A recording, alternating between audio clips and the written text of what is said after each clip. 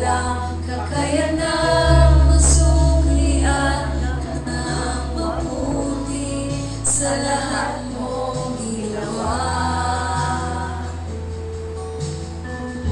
Habang hindi karapat-dapat, pagkukulang ng habag at wagas mong kasilan. Habang walang kakayanang masuklian ka ng mabuti sa lahat mong ginawa. Niyakap mo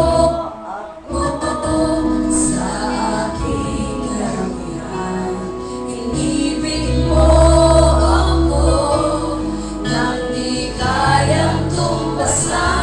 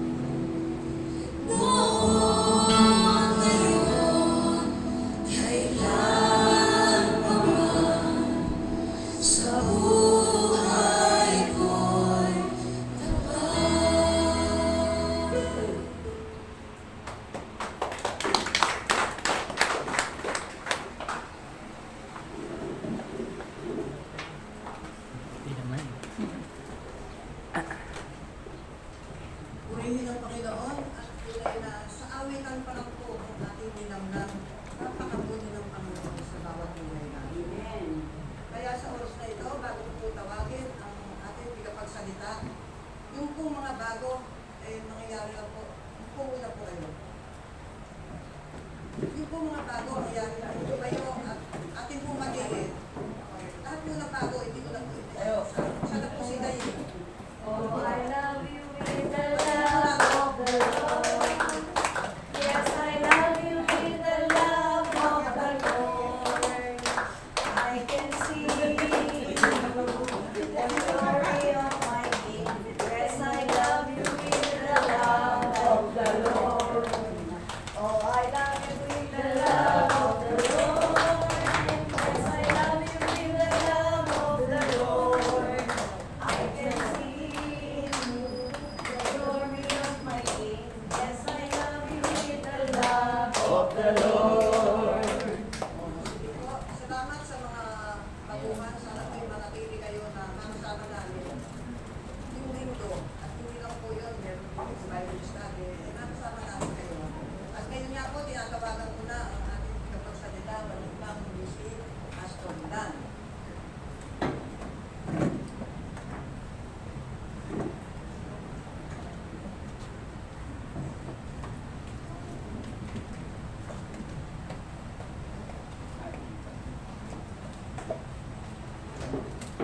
Pagkain ng Panginoon, kayo po ay nagagalak sa Panginoon sa araw na ito.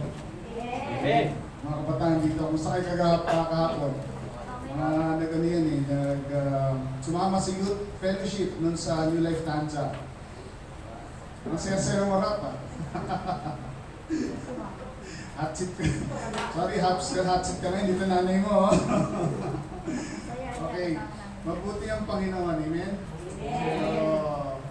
Kaisip ko lang yung aking screen. And,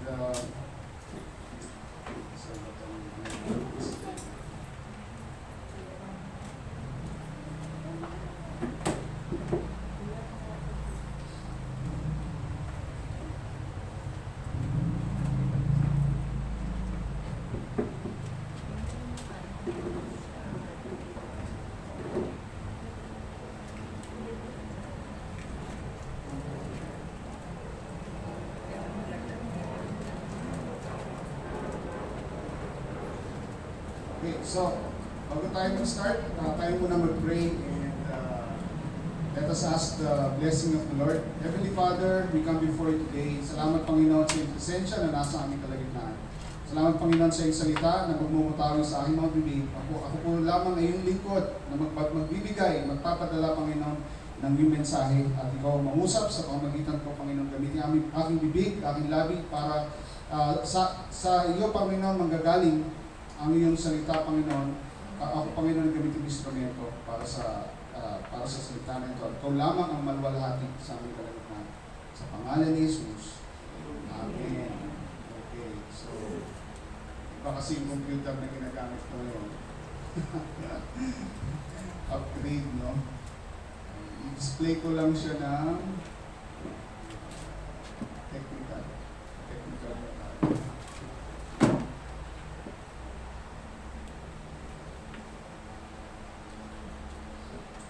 Alright, balik na.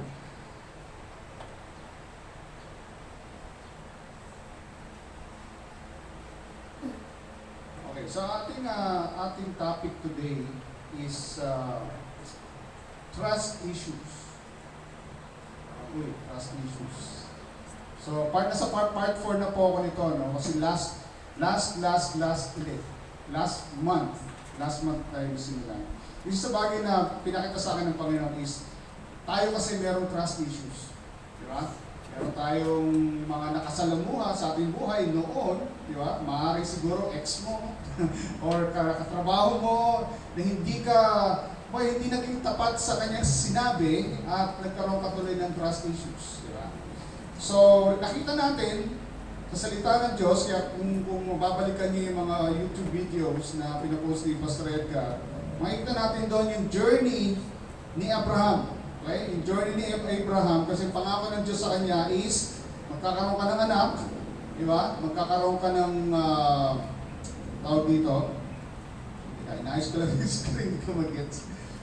Traits lang mga ako. Dito ka mag-display. Sige.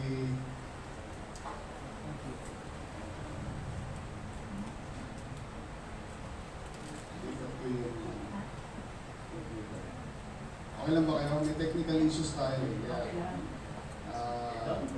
gusto ko lang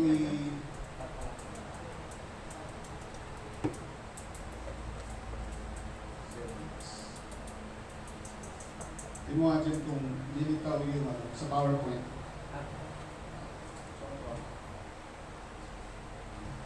Kaya ito, makikita niyo ba? Kailangan natin ng mga tatayo at mag-serve, di ba? Para hindi lang isang tao yung gumagawa. Pansin niya, di ba? Kanina, yung nag-set up, gano'n. So, di ba? So, kaya tayo po ay body. Ano yung sabihin ng body? Katawan. Di ba? Yung kamay, yung paa, magkakaiba yan, mata, pero isa yung function. Diba? Pag sinabi ng isip ay pupunta ako ng Robertson Mall. Diba? Hindi naman pwede sabihin ng mata, ayoko doon. Diba? May iwan ako sa bahay. Parang yung paa mo, gusto ako pumunta ron. Diba? Sige, lipat mo yun. So, ano siya? Isang body talaga siya, nagsama-sama, merong ginagawa. So hindi pwedeng, sige, bahala, yung mata, bahala ka na. Kaya mo na yan.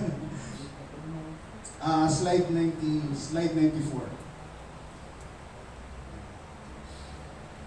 Grabe, no? Slide 94 na. yung series na trust issues. Bakit ito yung nilalagay ni Lord sa heart ko? Hindi ko nga maintindihan minsan. Si Lord, basta pag nangusap siya, i-presenter yung screen 2.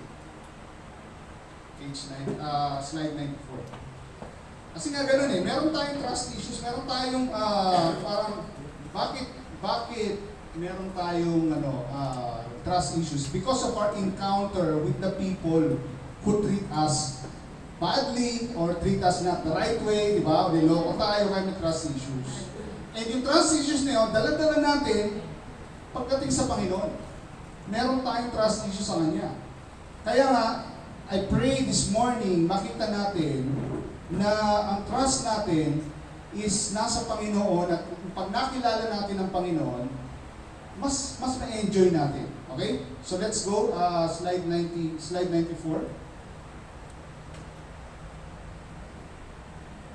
Malayo ba? Sorry. Ayan, praise God sa buhay ni scroll mo lang dyan sa may slide 94 tapos shift F5.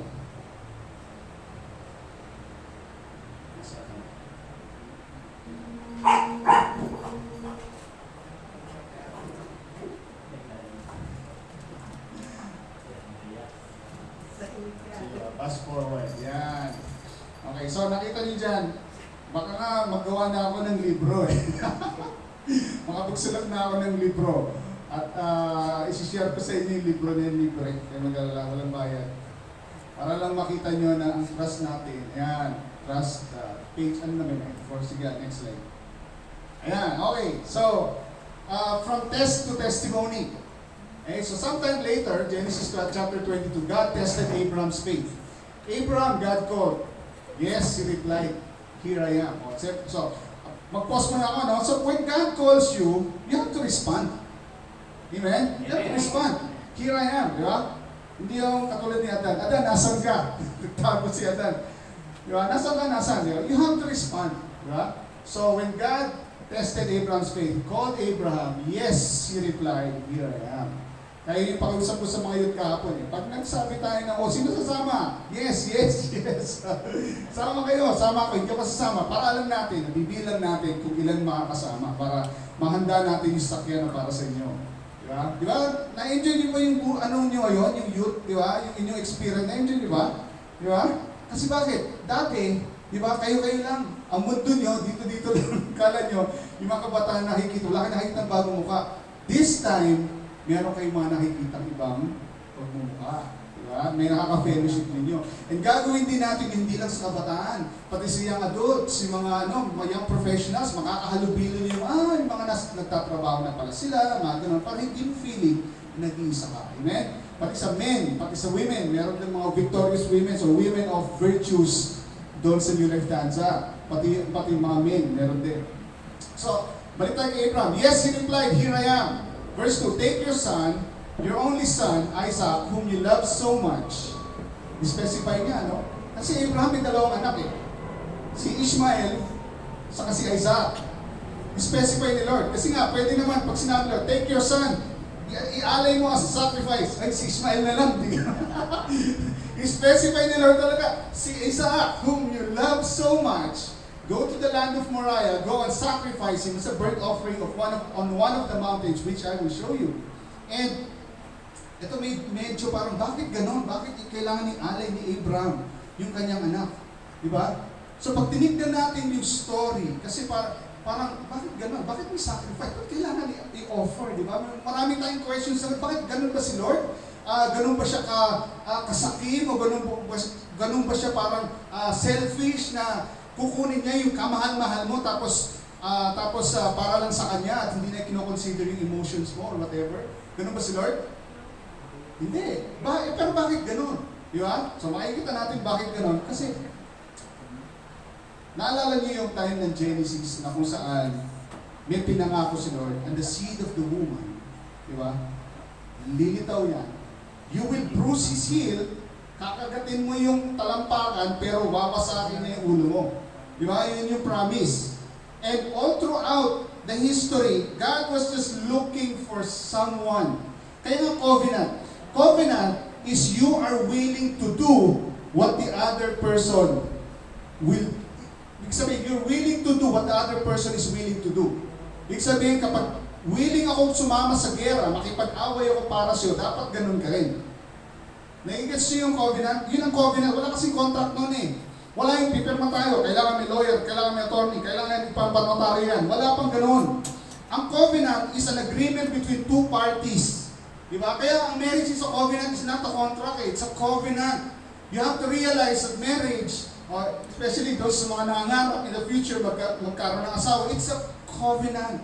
Hindi ang kontrata, hindi pipirma lang kayo, hindi nang pipirma tapos okay na tayo. It's a covenant. Meron kayong agreement na whatever you're willing to do, I'm also willing to do it and I am willing to surpass. Ibig sabihin, gagawin ko ng higit pa sa kaya mong gawin. Di ba mas maganda sa contract yun? Di ba? Halimbawa, karoon kami ng covenant. Bro, lahat ng kaaway mo, kaaway ko rin. Di ba? Kasi siya willing din. Kahit na sabihin natin, ano siya, general siya sa army, no? So meron siyang 10,000 sundalo. Ako general din, no? Hari, for example, meron ako 100,000 sundalo. Mas marami, di ba? So halimbawa ganon, kahit na konti yung kanyang sundalo at lumaban kami sa gera, tapos ang kalaban namin ay milyon, halimbawa, at kinalaban nila ako. Okay? Kita yung example. Willing dapat siya makipaglaban din, kahit 10,000 lang yung sundalo niya. Nai-gets nyo ba yung ibig sabihin ng covenant? That's the covenant. So, when God was looking for someone He could get into covenant with, naghahanap siya. Kaya sabi sa Bible, the eyes of the Lord run to and fro, the whole Lord, looking for someone whose heart, naghahanap lang siya na kung sino yung heart niya is willing to go with the Lord. Naghahanap siya. So when he came to Abraham, he tested, ito kaya itong tao na to, willing ba siya makipag-covenant? Kasi nakipag-covenant siya kay Abraham eh. Di ba sabi niya, your descendants will be many, I will establish a covenant. Kaya nga sa mga previous slides and previous weeks, nakatulog si Abraham at umikot dun sa mga hayop na hinati. Yung apoy. Si Lord yun, nakipag-covenant kay Abraham. He was willing to do what Abraham was willing to do as well. Nagigets nyo ba yung saan ako pupunta? Parang nagluluto tayo ngayon. So, when he came to the son, nung sinabi, take your only son, your son Isaac, who you love so much, go and sacrifice him as a burnt offering on one of the mountains, which I will show you. He was looking if Abraham would be willing to do that. Hinahanap niya kasi if Abraham was willing to sacrifice his son, God would also be willing to sacrifice His Son. Praise God sa buhay ni Abraham. Kasi nag-yes si Abraham. Dahil makikita natin sa story dito, next verse, the next morning, so nangusap si Lord ngayon, kinabukasan, si Abraham got up early. Maaga, bumangon na siya. He saddled his donkey, took 2 of his servants with him, along with his son Isaac. Then he chopped the wood for a fire for a burnt offering and set out for the place God had told him about. So may sinabi sa Lord sa kanya, sumunod agad siya. Ilan sa atin dito, nakasama na ako, na pag may sinabi sa Lord sa atin, nabasa natin sa Bible, nakita natin sa Facebook, ni-remind tayo ni Lord na tungkol sa kanyang salita, tapos ayaw pa natin sumunod. Aray ko. Natatamaan ako sa sarili ko sermon, tinatamaan ako. Kasi ganun din ako. Minsan, Lord, nakipagtalo pa ako, Lord. For example, kwento ko to yung mayroong Mission Sunday dun sa church, New Life, Alabang. Sa akin, Pastor Paul, tayo ay mag-offering, kuha tayo ng offering kasi mayroong isang outreach na tinatayo, lilipat sila sa bagong building, kailangan nila instruments, kailangan kuhan, let's sow a seed, magtanim tayo. So galing akong pizza ako ng word natin. So makakasweldo ko lang, uy, praise God, 500, madaling ilabas. Malaki na yun nun, ha? Year 2000, malaki na yun, 500 pesos. Pero madaling ilabas kasi nakakasweldo ko lang. Ang sweldo ko, parang 6,000 ata, 6,000 per month eh. Maliit pa nun eh. Pero malaki na yung 500, so labas ako 500. Lord, ito na, sabi ni Lord sa ako, yan, huwag mong ibigay yan. Nangungusap si Lord nangungusap. Kasi pag may relationship ka kay Lord, nangungusap siya sa'yo. Diba? Sabi sa John, my sheep hear my voice, I know them, they follow me. So pag hindi mo naririnig ang salita ng Diyos, may problema. Diba? Naalala niyo yung mga panahon, hindi na alam ng mga kabataan ito, is Spotify generation na kasi kayo eh. Noon, para marinig mo yung radyo, yung station mismo, meron kong iniikot. Diba? Iniikot, tapos pumunta ka sa this radio station is brought to you by. Pero pag wala doon sa marka, di ba? Wala kang marinig, puro ingay lang. Kailangan mo ituon doon sa tamang channel, di ba? Iikot mo yung dial. Same thing din. Baka kasi ang dami mong distractions, hindi mo naririnig yung salita ng Diyos. Di mo katabi mo sa'yo mo, amen. Di ba? Ang daming distractions. May TikTok, may Facebook, may YouTube, may TV, may channel, whatever. Di ba? Ang dami natin distraction na day-to-day basis. Hindi natin ma-distinguish yung voice ng Panginoon. Pero si Abraham, the very next morning, Abraham got up early, he saddled his donkey, so he went. Okay? Next verse. On the 3rd day of their journey, ang layo ng nilakbay. Tatlong araw na. No? Wala pa sakyan nun. Donkey lang. No? Donkey, tapos naglalakad sila. Abraham looked up and saw the place in the distance. Stay here with the donkey. Abraham told his servants, the boy and I will travel a little further. We will worship there, and then we will come right back. Teka. Akala ko ba i-offer ni Abraham yung anak niya as a sacrifice? Bakit sinasabi niya sa dalawang servants niya, itayin niyo kami, mag-worship kami, tapos babalik kami sa inyo? Di ba ano instruction ni Lord sa kanya? You offer up your son as a sacrifice. Pero si Abraham, he said a different thing. Di ba? Ano yung tinitingnan siguro ni Abraham dito? At dito pumapasok yung tinatawag natin statement of faith. Ano yung statement of faith? Ito yung, ano yung bukang bibig mo? Ano yung bukang bibig mo sa buhay mo? Di ba? Saan based? Okay, merong verse sa Romans, mamaya pa yun sa aking slides, pero unahin ko na. Sa book of Romans, sinabi niya doon, he believed in God who gives life to the dead and calls those things to be not as though they were. Tungkol kay Abraham, ibig sabihin, alam niya na ang Diyos kayang buhayin ang isang patay. Nag-gets nyo? Kasi all throughout his life, nakita niya kung paano kumilos sa buhay niya. Dahil siya na nga, 100 years old, patay na nga yung, parang sabi nga ni Lord kay Sarah, magkakaroon ka ng anak, tumawa si Sarah, di ba? Paano nangyari yun? Si Abraham, 100 years old, ako 90, tapos na yung aking childbearing age. Paano ako magkakaroon ng anak? Sabi ni Lord kay, hindi, the next year you will have a son. Eh, nagkaroon na sila ng anak, si Isaac ngayon. Di ba? Nakita niya kung paano si Lord kumilos sa kanya. Kaya, kung sinabi niya to, it was a statement of faith. Ano yung lumalabas sa bibig mo on a daily basis? Tignan mo, tabi mo, sabi mo sa kanya, anong lumalabas sa bibig mo? Pag walang sagot yan, okay lang yan. Okay? Ano lumalabas? Kasi nga, what he said was a statement of faith, di ba? Teka, akala ko sacrifice, di ba? Abraham was hoping. Okay, go to the next verse. So Abraham placed the wood for the burnt offering on Isaac's shoulders. Di ba? Siya na ngayon alay, siya pa yung magbubuhat ng kahoy na isasalang para paapoyan, di ba? Signifying what Jesus done on the cross. Di ba? Binuhat niya yung krus. Parehas na parehas. Siya yung alay. Binuhat niya yung krus hanggang Kalbaryo. Di ba? Sa kanyang likod. Same thing. Kaya nga it's a covenant eh. Willing, ano yung willing gawin ni Abraham, willing din si Lord gawin.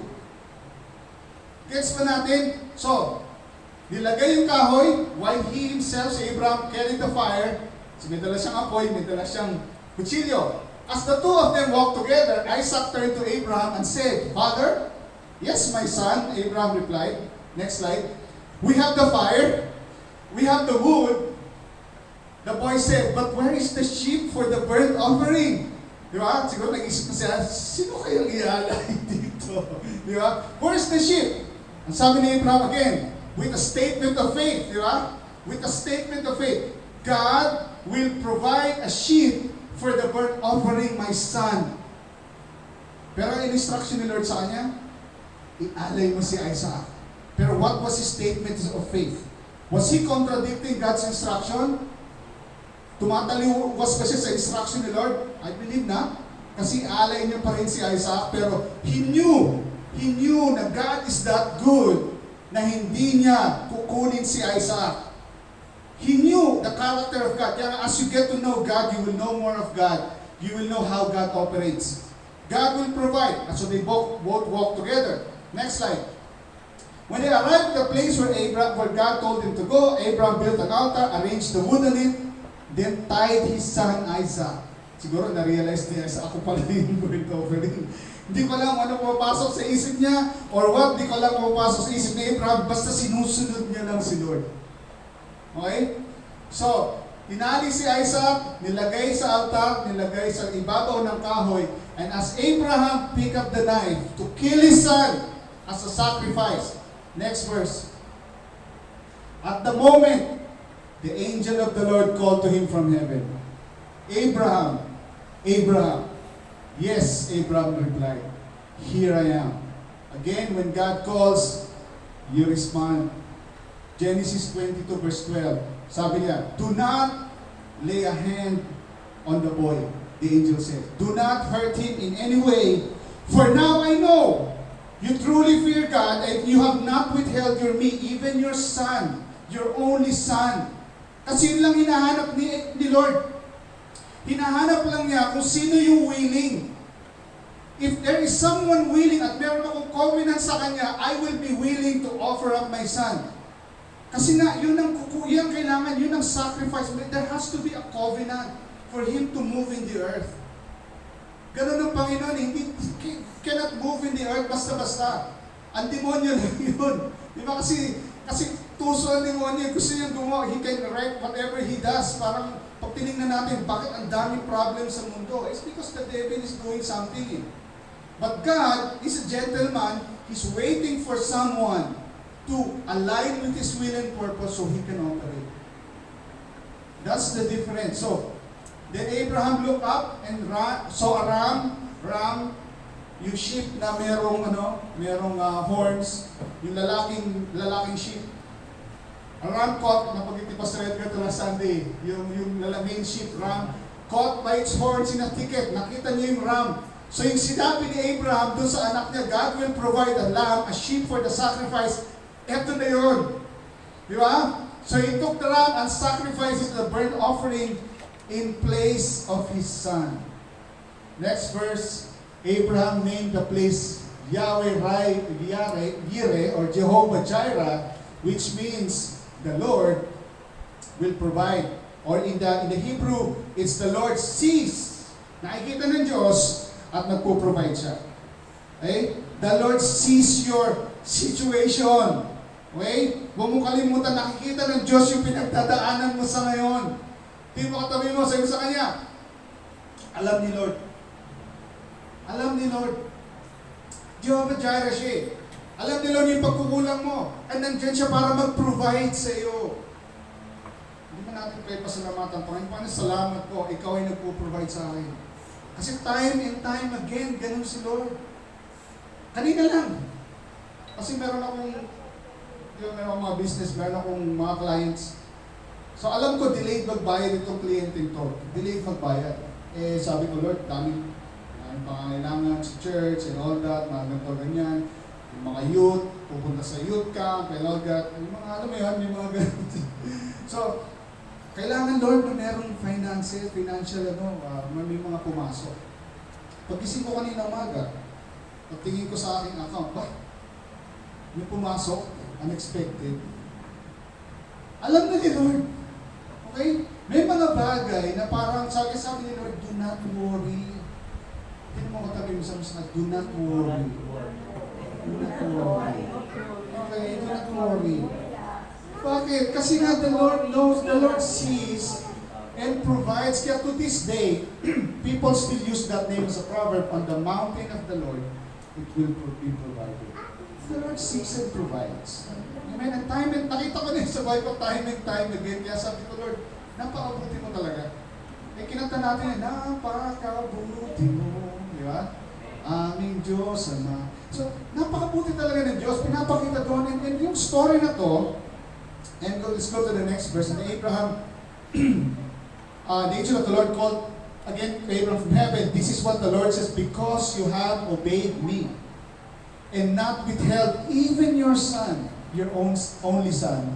I swear by my own name that I will certainly bless you. I will multiply your descendants beyond number, like stars of the sky, and the sand and the seashore. Your descendants will conquer the cities of their enemies, and through their descendants, all the nations of the earth will be blessed.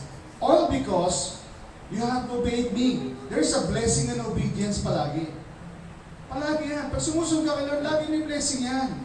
Diba?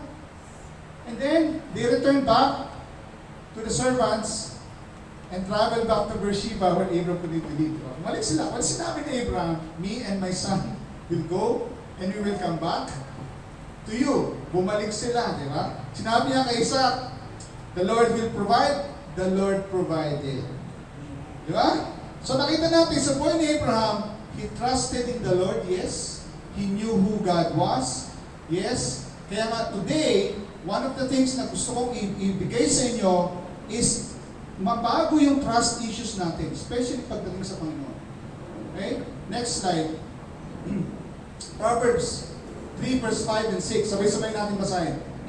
Trust in the Lord with all your heart and lean not on your own understanding. In all your ways acknowledge Him and He shall direct your paths. Next slide.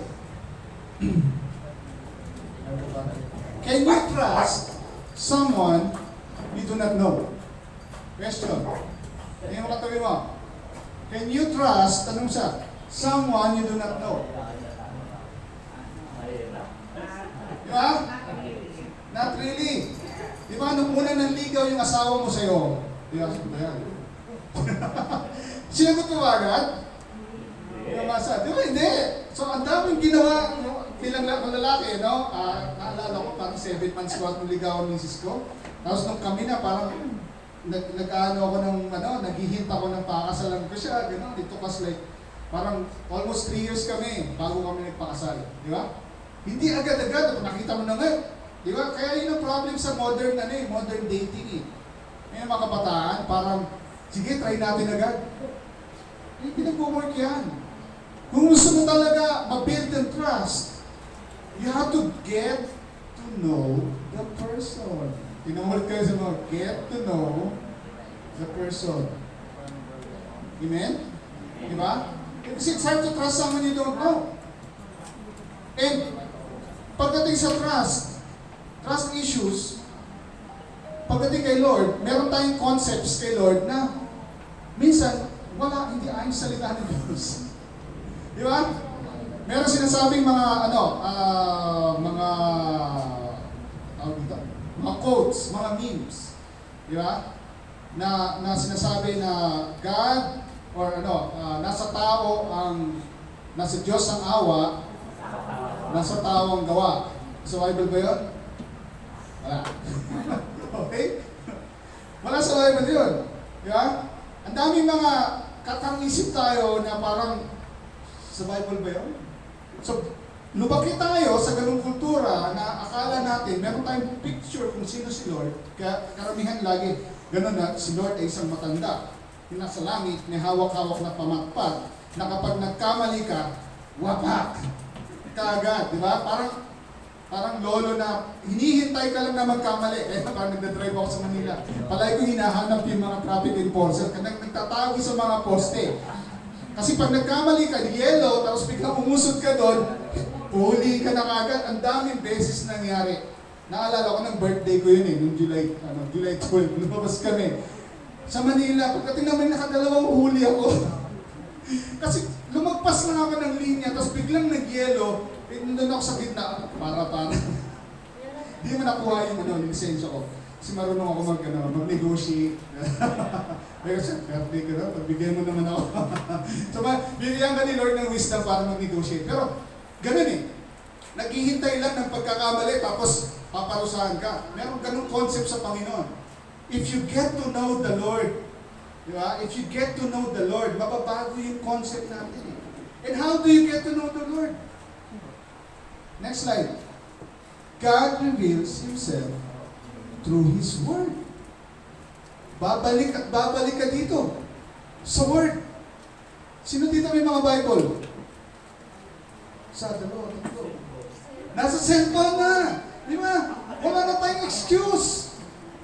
Ay, naiiwan ko po yung Bible ko sa bahay, Pastor. Sorry. Dati ganun, di ba? Ngayon wala ka ng excuse. Kasi may cellphone ka na. Yun ang unang-unang mong dadalhin, di ba? Kasi dati nung unang panahon, naghihiya ka, pupunta ka sa lalabas ka sa bahay, may hawak na Bible, makikita ng mga kapitbahay mo, nahihiya ka, di ba?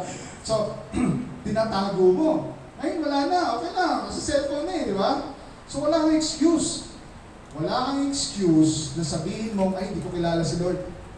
Yung Bible niya. Especially, ikay naging mananampalataya na. Hindi ka siya, mananampalataya. Believer. 2 beses lang binanggit sa Book of Acts ang Christian. 2 beses lang. At yung ay derogatory term pa sa kanila. Derogatory meaning masamang salita. Tinawag silang Christian. Masamang salita yon nung Book of Acts. All throughout the Bible, the Apostle Paul reveals, tinatawag niya ang mga tayo, mga nananampalataya, believers. To the believers in Ephesus, to the believers in Colossians, in Colossae, to the believers in Philippi, to the believers. Bakit? Kasi ikaw ay believer. You read the Word of God and you believe the Word of God. Kaya ibig sabihin, you're a believer. Kaya if you read the Bible, tapos parang nagdududa ka, nasaan yung pagiging believer? Di ba? So the way you trust the person is you get to know the person, and then when it comes to the Lord, if you want to get to know the Lord, you have to look at His Word. So for the next following slides, ipapakita ko na what is the Word of God and how can it affect our lives. Next slide. The Word of God is a hammer. Naalala natin, di ba, part ng preaching is the sower, the parable of the sower and the seed. Di ba, yung ilan sa mga binhi na punta sa batuhan. Di ba? Kinakailangan mabasag yung mga matitigas na parte ng lupa para yung seed ay pumailalim, mapunta dun sa lupa at mag-grow deep ng roots at mabunga. Di ba? Is not my word like a fire, says the Lord, like a hammer that breaks the rock in pieces. As you read the Word of God, it's able to break up the hard pieces of my heart. Amen? I realize the more I spend time in the Word of God, so meron nga akong daily Bible reading, and I encourage you to read the Bible as well. Daily. Daily. Day and night yan eh. Day and night. Morning and evening. Bakit? Kasi the enemy will always come to you morning and evening. Ano yung nire-remind sa'yo ng enemy? Nakaaway mo. Di mo kaya yan. Puro na naman problema. Mautang mo, kailangan mo ng bayaran. Ang daming worries and fears na laging binabato ng kaaway. Isang example yan, nung panahon ni David. Yung panahon ni David, may kalaban ng mga Israelites, yung malaking higante. Diba? Si Goliath, no? Pag tinignan mo yung story, morning, lalabas si Goliath. Choose this day a man nakakalaban sa akin. Maghanap kayo ng lalaking naharap sa akin, kakalabanin ko. Pag natalo ko siya, kayo ay lahat magiging alipin namin. Pag natalo niya ako, kami lahat magiging alipin niyo. Kalaki-laking tao, 9 feet tall. Nakita na ba kayo ng basketball player? Sa NBA, pag pinapalis si Stephen Curry, 6'3". Dito ang 6'3", oh. Kasi 5'8" ako eh. 6'3". Ito kalaki. 6'3", Sa pag pinapanood mo NBA elite ni Stephen Curry, di ba? Pero pag tinignan mo sa totoong buhay, ganito siya kalaki, 6'3". Ay, yung 9 feet tall, mas mataas mo dito. Tapos lalabas siya, hanap kayo ng tao, kalaki-laki, ang kanyang spear, 12 feet tall yung kanyang spear, panaksak, malayo ka pa lang, di ka pa nakakalapit sa kanya. Di ka na makalapit, patay ka na. Ganong kalaking tao, higante, papakita umaga. Hanap kayo ng tao, kakalabanin ko, pag napatay niya ako, kami magiging alipin, pag napatay ko siya, kayo lahat magiging alipin. Sino lalaban doon? Morning, evening, lalabas ulit siya. Sino ba? Sino? Day and night for 40 days. Isipin niyo yun, ano yung napunta sa isip ng mga sundalong Israelita, di ba? Takot, pangamba, hindi na sila makayanan nung dumating si David.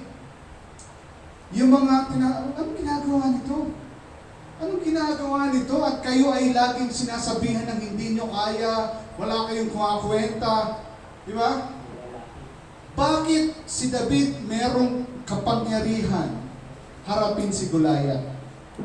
Kasi day and night, meron siyang meditation kay Lord. Kahit kaharap niya yung mga sheep, mga tupa. Makikita mo yung Book of Psalms, makikita mo yung devotion na kay Lord na kahit depressed siya. As dumadaan tayo sa depression, di ba? Meron tayong mga mental issues. Nilalapit niya kay Lord yun. Sabi niya, why are you discouraged, O my soul? Why are you disquieted within me? Hope in God. Meron siya mga ganong awit. Kaya nga everyday, merong Word of God. Kung hindi mo mabasa yung Word of God, i-play mo. Pakinggan mo sa ano. Ako ginagawa ko, pinaplay ko, binabasa ko.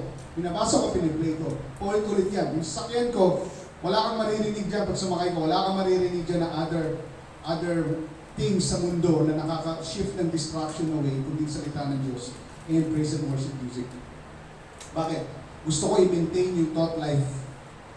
Kasi God, kung nga parang God is always bringing thoughts to you. God is always communicating to you. Tayo lang yung hindi naka-align. Parang radyo, di ba? Nasa kasi bakit? Ang daming, may TikTok, merong Instagram, merong Facebook, merong kung ano-anong distraction, may YouTube, meron pang television, pag-uwi mo ng bahay, yung mga patawan na walang kwenta. Yun ang pumupunta sa ating isip. Hindi tuloy naisip natin yung ano ng Panginoon. And it forms a hard heart in us. Kaya kailangan natin ng Word of God to be a hammer to break the rocks in pieces. Next slide. The Word of God is a mirror. Be doers of the word, not be hearers only. Doers, hindi lang tagapakinig, kundi gagawa ka din. Amen? I-apply mo yung narinig. For if anyone is a hearer of the word and not a doer, he's like a man observing his natural face in a mirror. For he observes himself, goes away, immediately forgets what kind of man he was. Titingin, sino pag-isang mga titingin sa salamin? Limutak. Tapos walang gagawin. Ganun ba kayo? O walang salamin sa bahay niyo? O walang salamin, cellphone, di ba? Yung camera na naka-reverse. Di ba? Naka-selfie camera. Titingnan mo. Kung nakita mo yung muta, tanggalin mo. Di ba? Pag lubak mo, susuklay mo kasi nga nakita mo yung sarili mo at gusto mong ayusin. Ganon din ang salita ng Diyos. Pag nakita natin salita ng Diyos, okay. Kasi but if you look into the perfect love, liberty, continues in it, is not forgetful hearer, but doer of the work, it's one to be blessed in what he does. Kasi bakit? The Word of God is something that reflects who you are. Kasi yun ang will ni Lord eh. Etong will ni Lord para sa'yo. Eh kapag nakita mo yung sarili mo na parang hindi will ni Lord ginagawa ko. Di ba? At nakita mo sa salita ng Diyos, ito talaga yung will ni Lord, choice mo na yun. Yeah? And you have to make a choice. Amen? The Word of God is a mirror. Wala tayong time. Next says, the Word of God is a two-edged sword. The Word of God is a living and powerful, sharper than any two-edged sword, piercing even to the division of soul and spirit, joint and marrow, and is discerner, literally judge or critic of the thoughts and intents of the heart. Ano yun? The Word of God is two-edged sword. Pag binasa ng salita ng Diyos, nauungkat yung mga bagay na nasa puso natin. May mga bagay na tayo na parang, for example, kabataan ako, may mga bagay na parang desires ko na hindi ayon sa salita ng Diyos. May mga bagay na hiyain ka ng tropa mo, tara, shot tayo. Naranasan ko yun, may hiyain sa mga parang sabi ko sa nanay ko, pupunta ako sa bahay ng classmate, may project po kami. Sige, hindi ako pamasay. Pagdating doon, yung mga classmates ko, labas na rin isang case ng beer, naglabas na wala pang DVD noon, yung Betamax, na palabas ay porn. Alam mo yun, buhay nang wala sa Panginoon. So walang direksyon, walang nagsinungaling ako sa nanay ko, tapos dinefile ko pa yung aking mga mata. Di ba? Kita nyo? Pero nung nakilala ko ang salita ng Diyos, nakilala ang Diyos, nagbabasa ko ng Bible, ay, mali pala. Hindi pala dapat gano'n. Diba? The Word of God is a discerner of the thoughts and intents of the heart. Nire-recall niya. Pag nagbasa ka ng Bible, mariremind ka, ay, parang hindi nga tama yung ginawa ko. Lord, sorry po, I repent. Diba? It causes you to change the direction of your life. Naalala ko rin, nung college ako, laro kami basketball. So lahat ng tao, namura ko. PI ka, gano'n, nabiyak mo, gano'n, di ba? Basketball eh, puro yabang eh. So, break time ko sa klase noon, babasa ko ng Bible, pagtingin ko sa Ephesians chapter 4, sabi doon, let no corrupt word proceed out of your mouth, but only that which is edifying so that it may give grace to the hearers. Dapat lumalabas pala sa bibig ko, hindi puro mura, kundi po encouragement, di ba?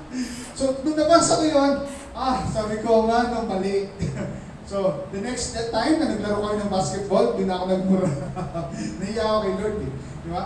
Sobrang buti ng Panginoon sa buhay ko eh. Tapos, tataliwas ako sa kanyang salita. Amen? Next slide. The Word of God is a judge. Same thing then. The Word judges your heart. Next slide. The Word of God is water. It refreshes, it cleanses, and purifies the soul from the defilements of sin. John 15:3, Ephesians 5:26. Nilagay ko na lang dyan. Basahin nyo lang sa Bible. Pero it refreshes. May mga times na parang sobrang dami kong problems on a day-to-day basis. Sobrang daming problema sa tao, problema sa business, problema sa ganito. And I have to sit down and, okay Lord, what are you telling me today? And I read the Word, it refreshes. Pinapakinggan ko yung messages ng mga pastor na sa New Life, and yung mga podcast na pinapakinggan ko sa Spotify, it refreshes. Nakiklense yung aking heart. Nawawala yung mga worries kasi I'm reminded that God is good. God knows. God is a forerunner. Nandun na siya bago ko makarating. It refreshes. It cleanses. Next, the Word of God is a seed. It's sown in the heart to bring forth a spiritual harvest. It's a seed, di ba? Ilang beses kong paulit-ulit na seed yan. Pag ang buhay mo ay hindi namumunga, walang kang spiritual fruit. Ano sabi nun sa, what are the fruits of the Spirit? Love, joy, peace, patience, kindness, goodness, faithfulness, gentleness, self-control. Pag hindi mo nakikita yung fruit na yon, there's something wrong with the seed. Di ba? Hindi nakatanim yung seed o hindi pa nag-grow kasi may thorns, meron ganyan, may rocks, kailangan pasagin yung rocks, di ba? Kailangan anuhin, cultivate. It's a seed, it has to grow. Amen? Amen. Meron ba tayo nakukulat ginawa ito? Para serious kay lahat. The Word of God is a seed. Okay? Next slide.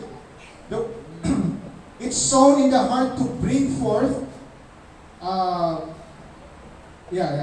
spiritual heart. The Word of God is food. Nalala niyo yung challenge ko sa inyo last time? Ilibre ko kay lahat sa Vikings. Kasi uso niyo si Carlos Nuno, di ba? Meron siyang lifetime free buffet. Isipin mo yun. Kahit saan Viking siya pumunta. Pero temptation sa kanya yan kasi nag-training siya for Olympics 2028 eh. Mag-Vikings ka naman everyday. Diba? Pero isipin mo yan, no? Nakahamon ko sa inyo, mag-Vikings tayo this Saturday.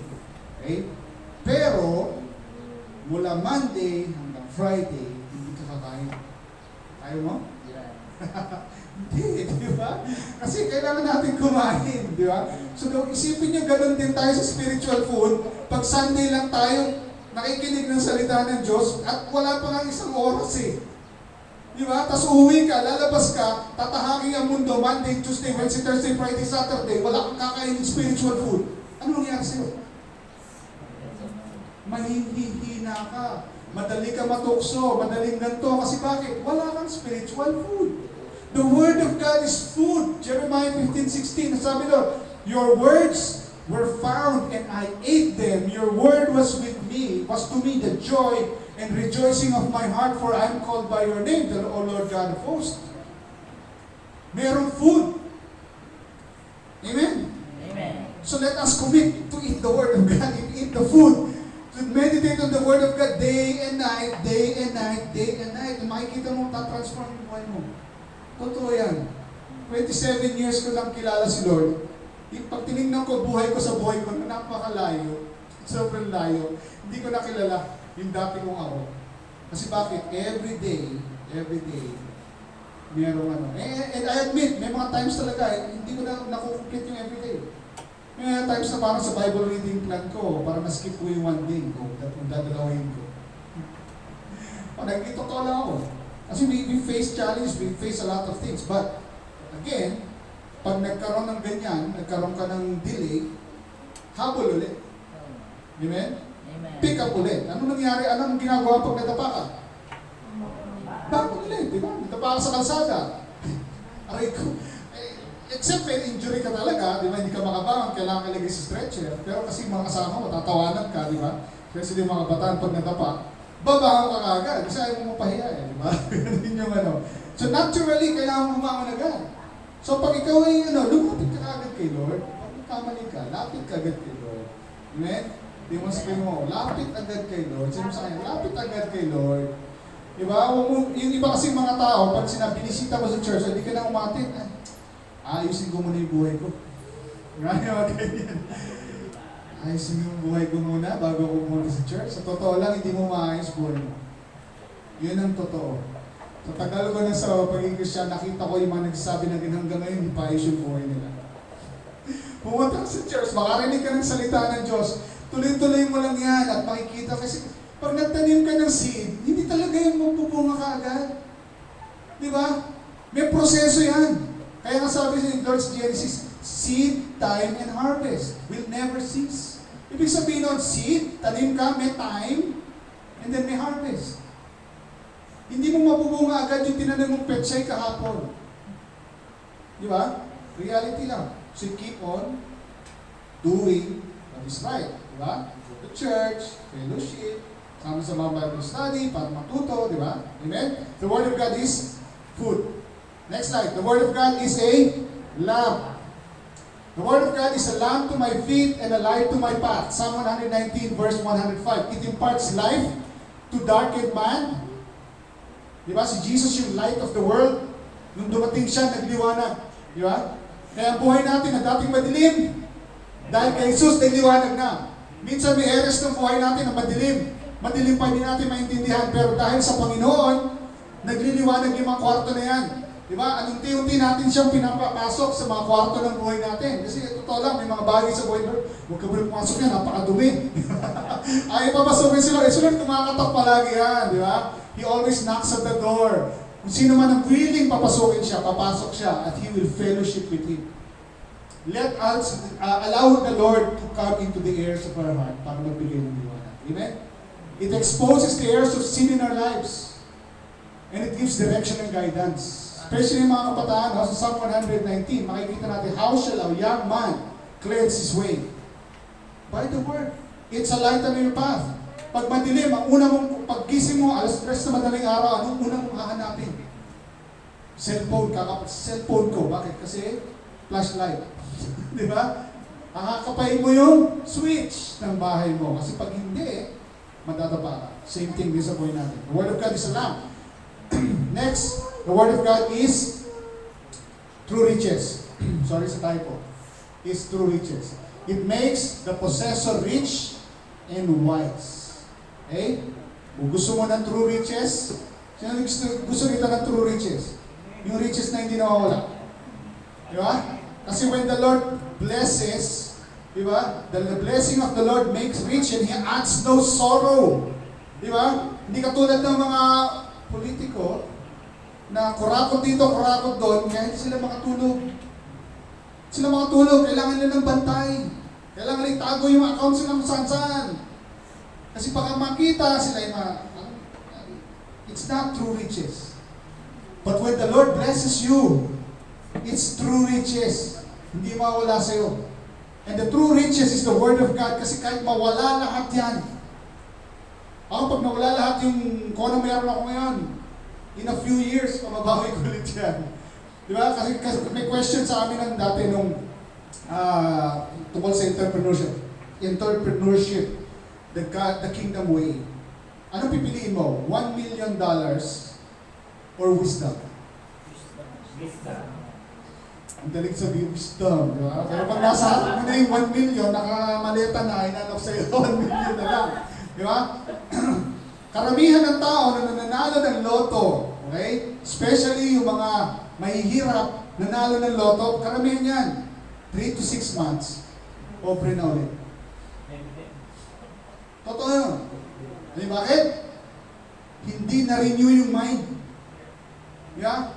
Yung thinking. Ay pare, 10 million. Sige, may inumun dyan na. Ito pa, balato. Yeah, balato. Gano'n. Libre lahat sa ganito. Ganyan, bili ng sasakyan. Wala na. May dokumentaryo yan. Bakit sa YouTube? Nalo ng loto. Yeah, or tapos yung nakakuha ng inheritance. Million inheritance. 3 months, wala na. Nakatira na sa kalsada ulit. Ganun talaga. Pero wisdom, pag nakuha mo yung wisdom, the wisdom to get $1 million is better than $1 million. Bakit? Mawala man yung millions mo, you have the wisdom to repeat it again, di ba? And again and again. And the Word of God will give you that wisdom. The Word of God is true riches. Amen? Talagang totoo na tayo pagpapalain ng Panginoon.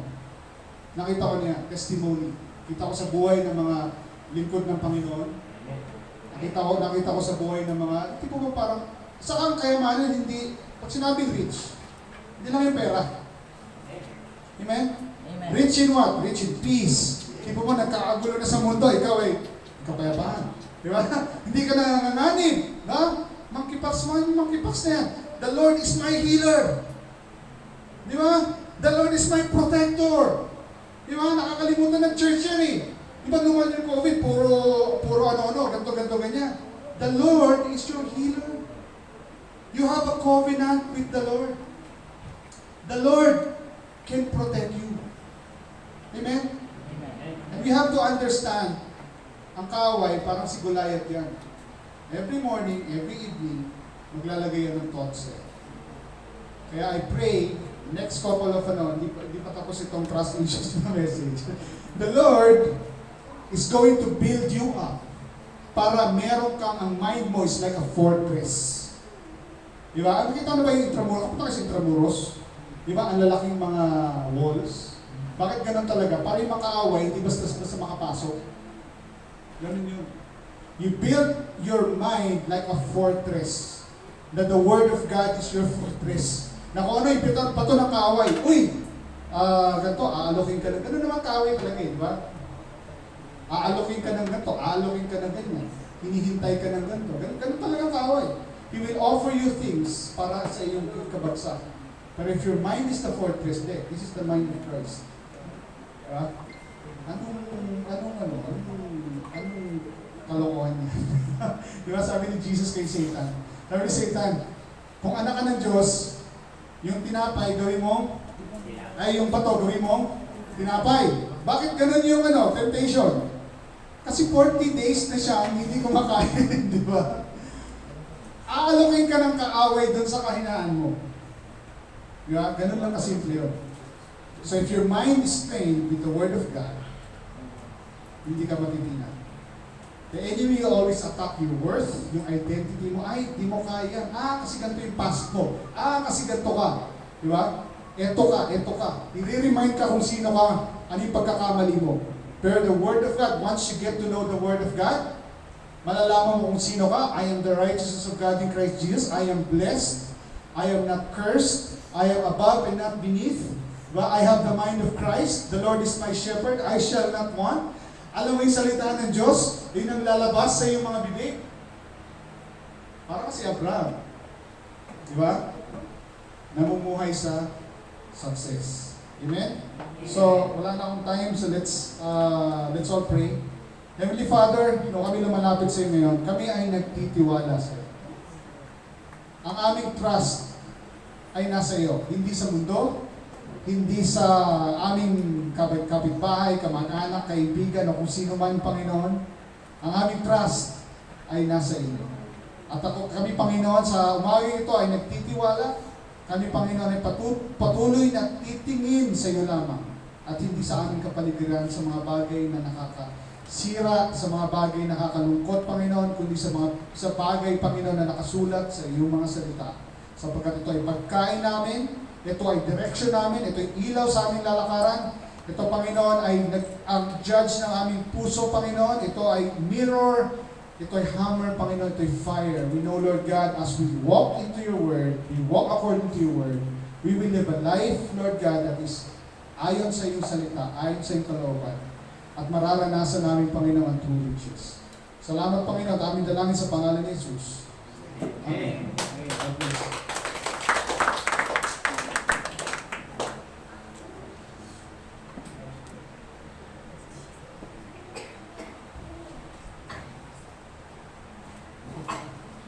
Piliin ng Panginoon sa kanyang magandang mensahe. Tunay na ang sinasabi ko ay magpasagang po tayo ng Bible. Araw-araw po kayo tayo may panahon. Pag-pray po, pag-unawa po sa inyo, ano po ang ibig sabihin. Ang Panginoon po ay mag-uusap sa atin. Kung tayo po ay, Panginoon, ito po ang namasahin. Unawa po sa atin. Mag-uusap po ang Panginoon sa bawat buhay natin. Maraming salamat sa napagandang mensahe ng ating mensahero. At ngayon nga po ay bago po tayo mag-offering, kaya tawagan po si Sister Lisa na ipag-pray po. Nakanta po. Saan po siya? Mayroon lumapit na rito.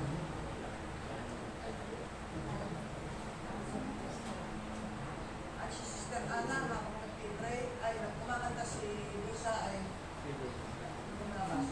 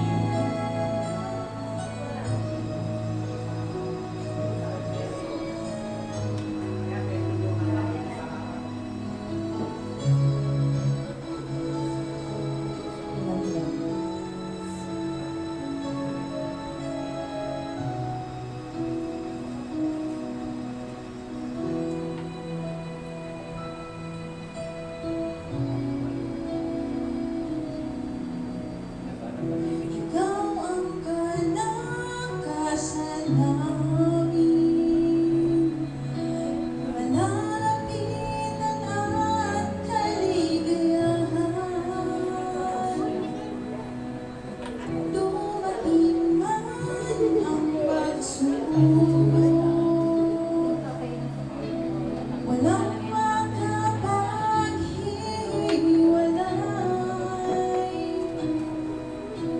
walang maikukumpara sa pag-ibig mo.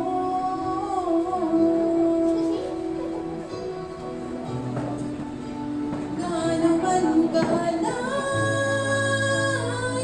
ang langit,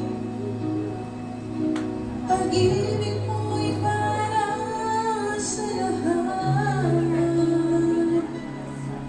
Luluhod kami sa paanan mo at sasamba sa'yo, O Diyos. Gaano man kalayo ang langit, pag-ibig mo'y para sa lahat. Ikaw aking Diyos, kalakasan at kaligayahan.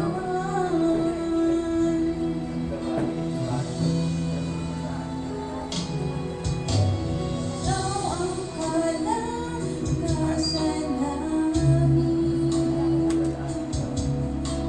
malalapitan at kaligayahan. Dumating man ang pagsubok, walang makakapaghiwalay, walang maikukumpara sa pag-ibig mo.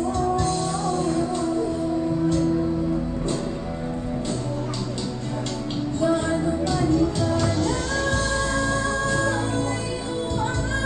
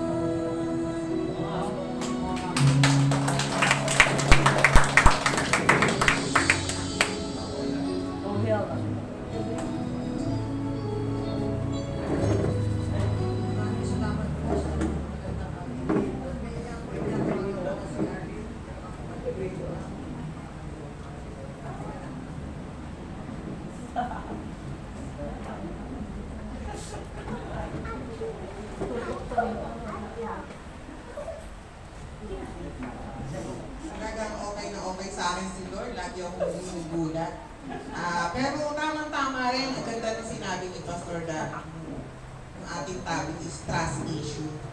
Pero sa pagkakataon to, hindi natin gagawin issue yung trust natin sa Panginoon sa pagbibigay natin ng bahagi. Kasi sabi niya, konting ano lang to ha, bago na tayo manalangin. Sabi niya, may parte sa Malakay 3:10, may sabi nga doon na, sabi ng Panginoon, ng mga hukbo, kung hindi ko bubuksan sa inyo ang mga duwan sa langit, at ihulog ko sa inyo ang isang pagpapala na walang sapat na sigit na kalalan. Ibig sabihin, magbigay tayo ng maliit o malaki, hindi issue kay Lord yan. Kasi pagpapalain niya tayo dahil alam niya nandoon yung ating pagtitiwala natin sa Kanya.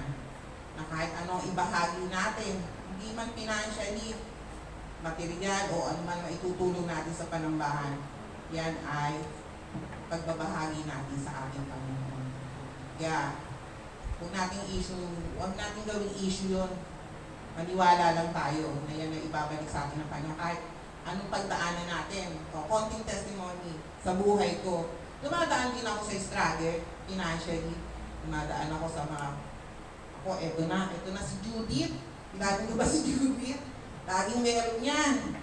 Pero pag dumadating na yan, may tumatawag ng tawag sa akin din. Sis, meron tayo dito din. O may magbabayad, o may maghuhulog na. Kaya pagdating ni Judith, welcome Judith, eto na para sa'yo. Diba napakabait ng Panginoon? Kaya, magtiwala lang natin. Magtiwala lang tayo sa Panginoon na lahat ng ating ibinabahagi, ibinabalik niya sa atin. Hindi lang financially, health, peace of mind, kumbaga lahat ng kapayapaan ibabahagi niya sa atin. Hindi niya tayo bibigyan ng kaguluhan sa ating mga sarili. Magtiwala lang tayo, manalangin tayo lagi sa lahat ng pagkakataon. Tiwala sa Panginoon. Ang lahat ng yan ay totoo. Hindi magsasalita ang Panginoon, hindi ilalagay sa ating isip o wisdom na tayo ay kanyang pababayaan. Maniwala lang tayo talaga. Kaya sa pagkakaanto, panalangin po natin ang ating mga ibinahagi. Ama namin sa langit, maraming salamat po sa lahat po ng mga nakapagbahagi po sa inyong panambahan, sa lahat po ng oras. Panalangin ko po na ibalik po niyo sa kanila ang lahat ng kanila ibinahagi na hindi man nila ina-expect, O Lord, sa lahat ng pagkakataon sa anumang paraan, O Lord. Maliit man o malaki, O Lord, ay pinapanalangin namin sa inyo. At Lord, alam ko marami dito ang walang hanap buhay, may hanap buhay man, O Lord, ay pagpalain sila at dalhin mo po sila. Bigyan ng wisdom kung paano nila ang gagawin paraan sa lahat ng kanilang pagkitain, ang lahat ng kanilang nakahawakang pera, o anuman bagay na ikabubuhay nila, O Lord, ay pagpasalamat na, ay pinagpapasalamat namin sa iyo, O Lord. Kaya Lord, muli binabalik ko sa iyo ang mataas na panamba, pagsamba at pagpuri sa pangalan ni Jesus. Amen.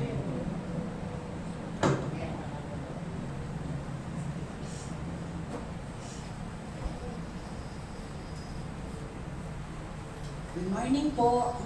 Morning! Para po sa ating mga pagbabalita, malapit na po ang ating church anniversary. Second year. Second year anniversary. Parang kailan lang. No? At ako'y natutuwa at nagbalikan na yung iba. Yung mga original na nandito. Wow. Mga original to eh. No?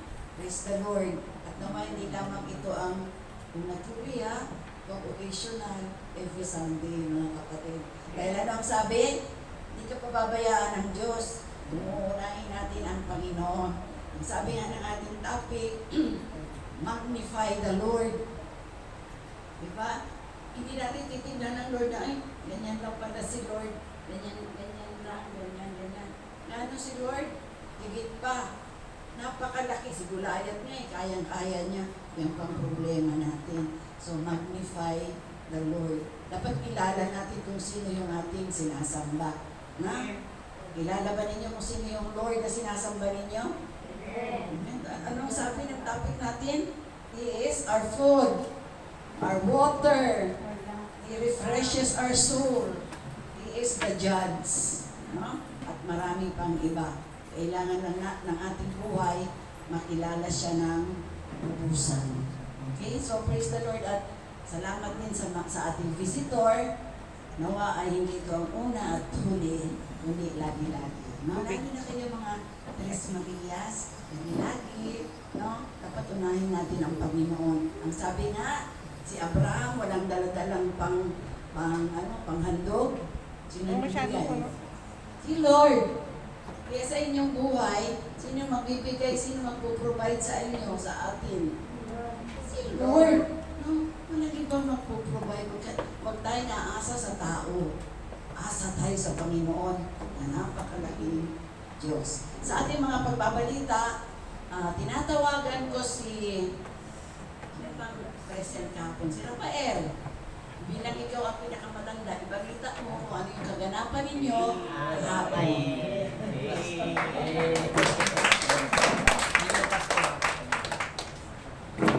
Nora Proud.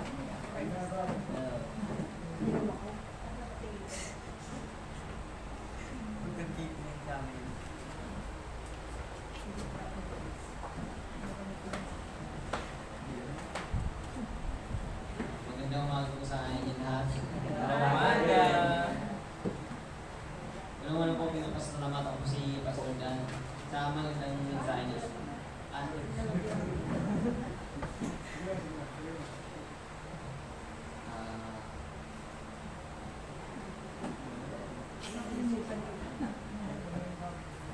Kahapon po punta kami sa New Life Tansa. Dapat po mag-bonfire kami kaso umulan kaya nag-praise and worship na po sa loob. Then, kinuwentuhan na po kami ni Pastor Ramen ng mga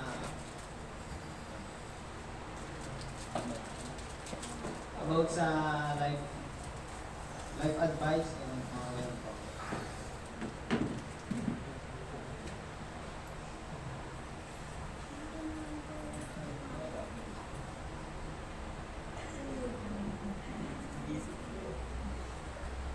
Nung natapos na po may gumawa po kami ng small group tapos nag-usap na po kami po sa mga daily life po na. Yun lang. Praise the Lord sa buhay ng isang kabataan na ito, no? So sa umpisa lang yan, mahirap. Little by little, God will transform every one of us, every one of you, young people, no? Magtapat lang tayo sa Panginoon. At pag may mga schedules kayo na gawain, attend tayo. Lugi ba kayo kahapon? Lugi ba? O pakinabang? Ha? Ano sumagot? Lugi ba kayo kahapon o pakinabang? Pakinabang. No? So, pag nating katamaran ang pag-attend ng mga ganyang gawain dahil kayo rin ang mabubusog niya. Para sa iba pa nating mga gawain, patuloy po ang ating Bible study sa tahanan ng mga Kaldeo. Attend po tayo mga taga-Barangay Tabon 1 and 2, 3. 1, 2, 3. Attend po tayo dahil pakinabang, no? So, tignan niyo si Lisa. For 1 and 1.5 years ng pagdalo niya dito, singer na, biruin niyo yan. Hindi naman, lagi yan pag pinapakanta mo, hindi ako marunong. Pero, pupunta naman siya dito at kumakanta. Yan ang ginagawa ng Panginoon. Tinatransform niya ang buhay ng bawat isa. Sa Orgulyo family naman, dahil wala si Mel ngayon, tignan niyo ang pagpapala sa buhay ni Mel. Nakarating ng Taiwan, nagbakasyon, ng libre. No? So yan ay pagpapala ng Panginoon. Hindi ba kayo natutuwa na meron tayong kasamahan na ganyan? Walang pera, pero nakarating ng Taiwan. At may hindi pa nakarating. No? So yan ang pagpapala ng Panginoon sa buhay natin. Kung tayo ay patuloy na nagtatapat, God will reward us. No? Gusto natin reward? Maging tapat tayo sa Panginoon. No? At sa darating na church anniversary natin, yung mga malapit lang dito ay ini-invite ko kayong maglinis tayo ng church. No? Magpalit na tayo ng mga kortina, ilatag na natin yung beautification natin dito. Mababae man, malalaki, mga kabataan. Listen, mga kabataan, kailangan namin kayo. Kasi kailangan natin linisin yung ating mga upuan. Sasapunin natin yan dahil may mga visitors tayo from New Life Tansa. Tandaan natin ang ating speaker sa ating church anniversary and ang lead pastor ng New Life Tansa. At kasama yung mga worship team. No? Kaya ngayon pa lang, excited na ba tayo? Amen. Sa iba pang mga church concern, tinatawagan ko po si Pastor Dan.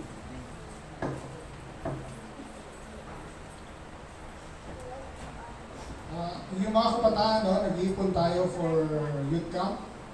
Ano na yan, October 31 hanggang November 2. So, natutuwa pa kayo sa ano nyo, sa ginagawa nyo pag pagkilala sa mga youth, no? Hindi lang sa Tansa, pati sa Alabang, di ba? Sa October 31 hanggang November 2, mga taga-buong ano yan, New Life. So, may mga taga-Tagimit, taga-Tansa, mga ganun. So, 2,500 yun, kailangan mag-pray. Yung dalawang kabataan dito, nasagot na.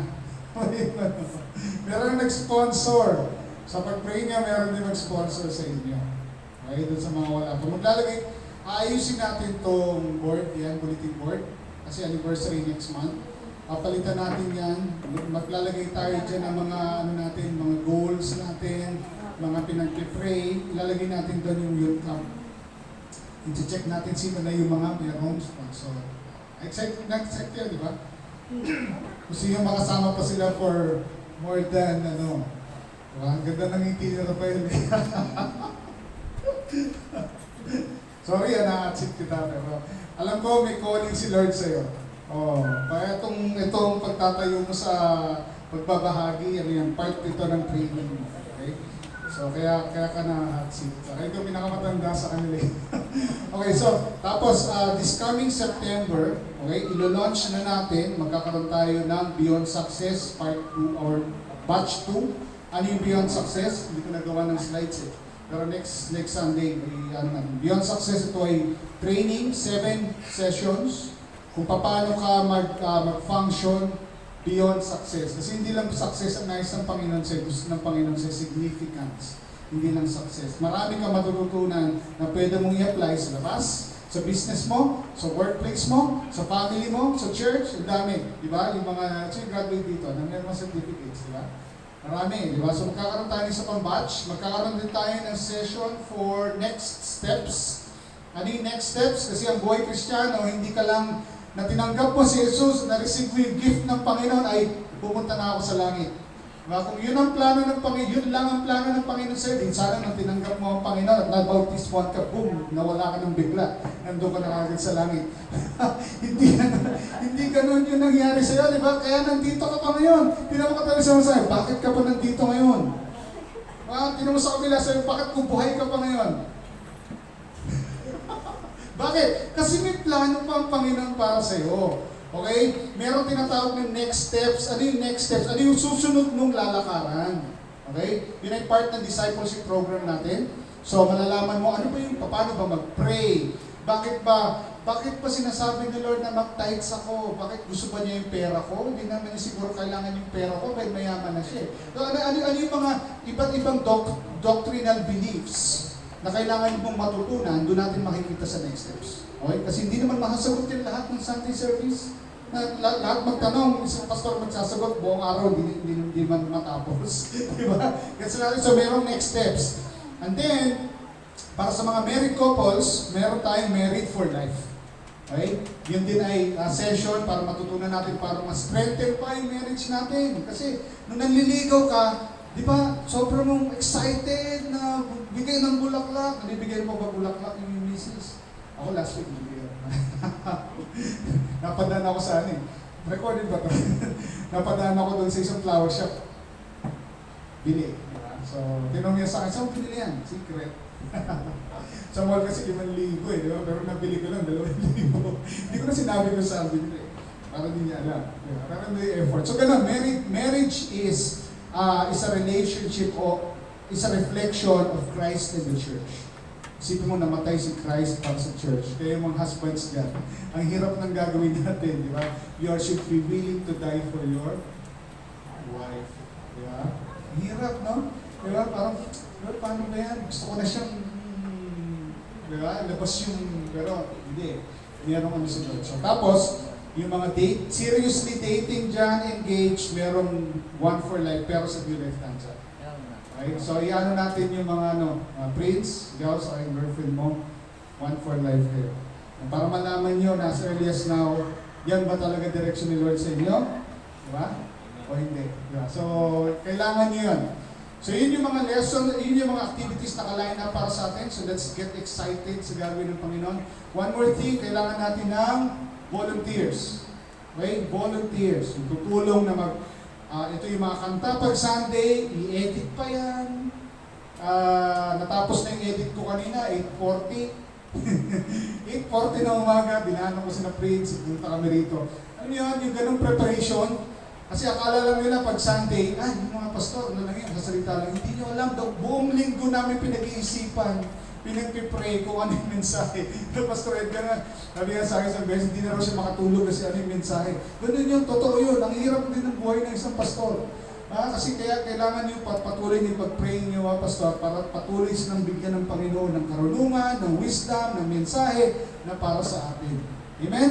Amen? So patuloy natin na pag-pray. Pero kailangan natin ng volunteers, yung mga tutulong sa ng computer, sa music, kung kayo merong sa pag-aawit.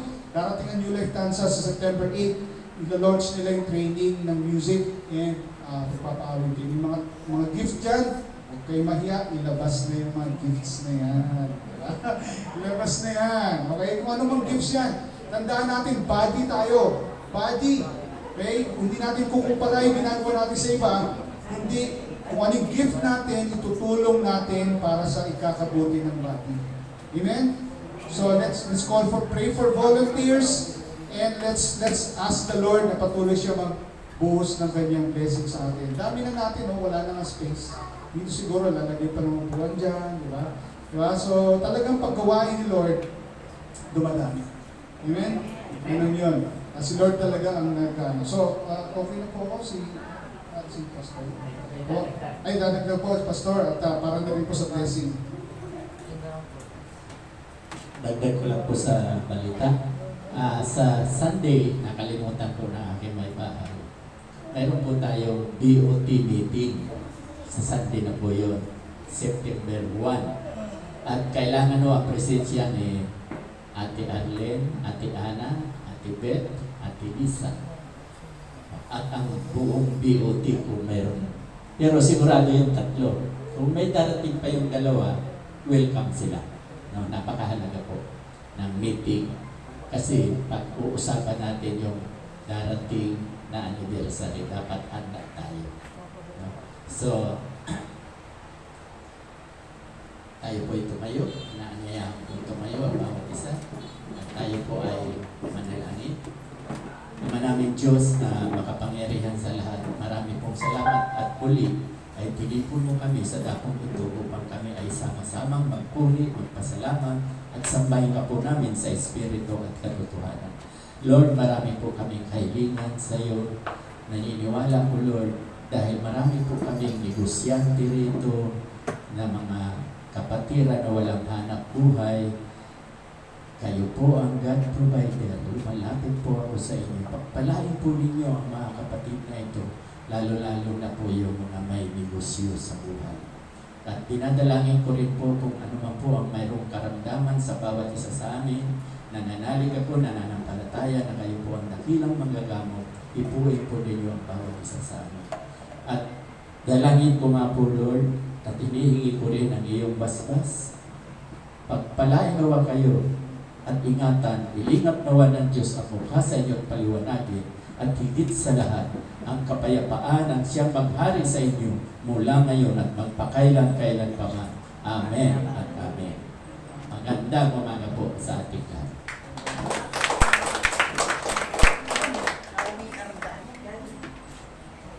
God bless everyone and see you all next Sunday.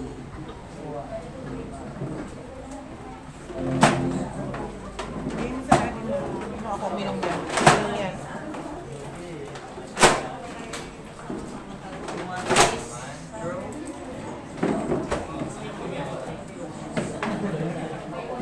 Pagdala sa mga